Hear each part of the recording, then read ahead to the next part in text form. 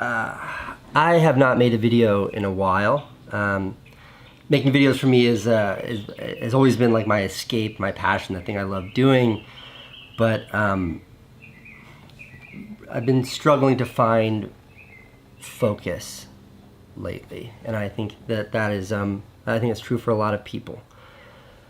I've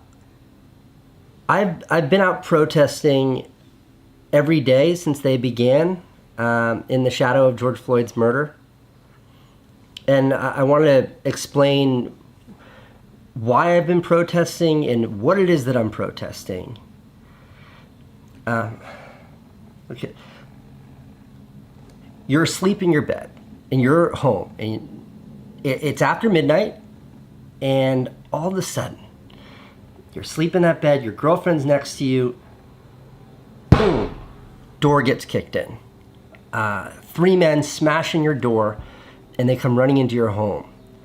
And you're worried about your girlfriend, so you grab your gun, which you're legally permitted to have. And you see these 3 dudes, you shoot at one of them, you hit him in the leg. And the 3 guys that just broke into your house, that just smashed down your door, they respond by firing 20 shots, 8 of which hit your girlfriend, and she's dead. And then you get taken away in handcuffs by the 3 men that just broke into your apartment and killed your girlfriend. Her name was Breonna Taylor. She was 26 years old. She worked as a technician in an emergency room, and she's dead. And the 3 men that shot her were cops. They were in plain clothes. They had something called a no-knock search warrant, which permitted them to bust in that door totally unannounced in the middle of the night. And they did all this because they thought that she had drugs in her apartment. Those cops, the police, they didn't find any drugs because she didn't have any drugs in her apartment.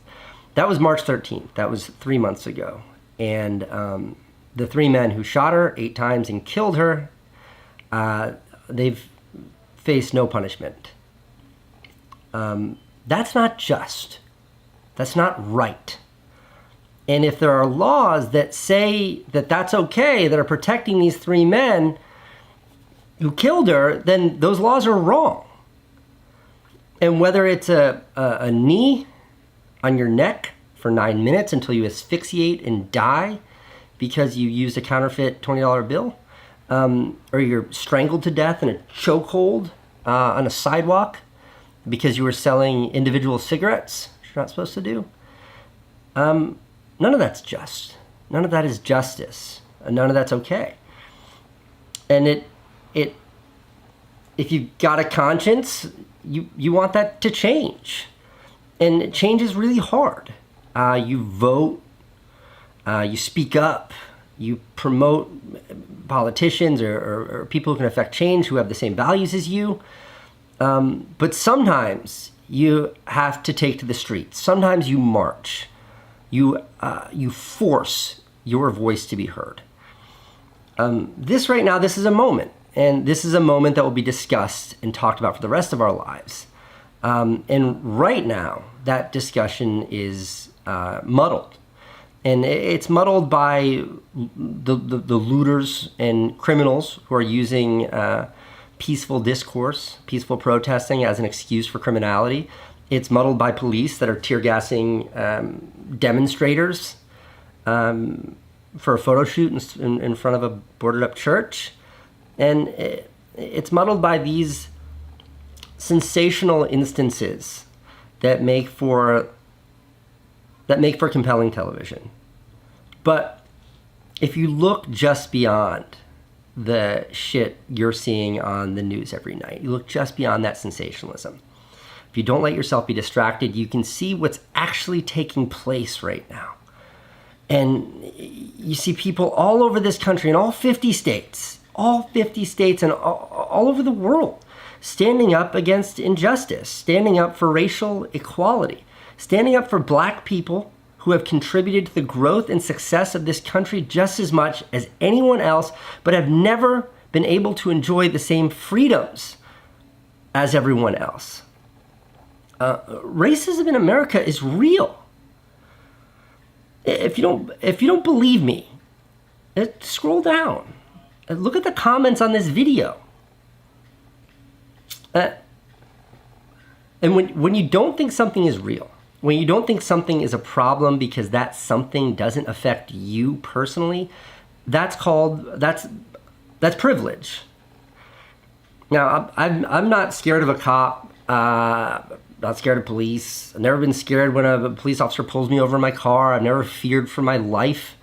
I'm not concerned that I might not get a bank loan, or a lease in an apartment, or get the full attention of a doctor in a hospital because of the color of my skin. These things just don't occur to me. And that is privilege. That's privilege. Knowing what to do with that privilege is really hard. But you can use that privilege to hold other people accountable when you see racism taking place. That's where it matters. Behind closed doors, when no one is looking, that's where progress can begin. And vote.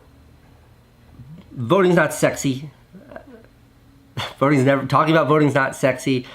It takes time, slow, but voting works. Ella Jones just became the first Black mayor, the first woman to be mayor of Ferguson, Missouri.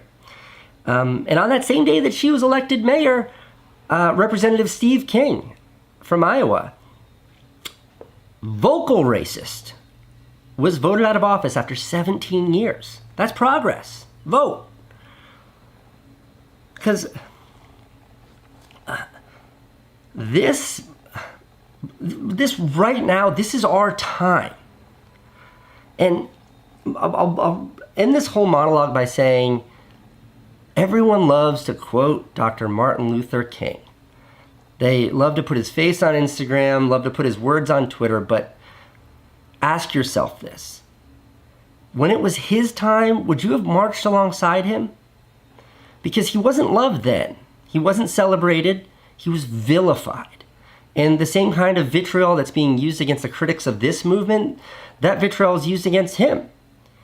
He's dangerous. He's inciting violence. He's not protesting the right way. He's racist. When he and other nonviolent activists marched from Selma to Montgomery because they wanted the same voting rights as non-blacks, they were met with violence and hatred. Would you have shown up? So that was 50 years ago, and that was their moment, and this is ours. And you have to honestly look in the mirror, and knowing that this will be remembered, ask yourself, how do you want to remember your role in this? And with that, I say, let's go. Let's put on our fucking boots, because it's time to march.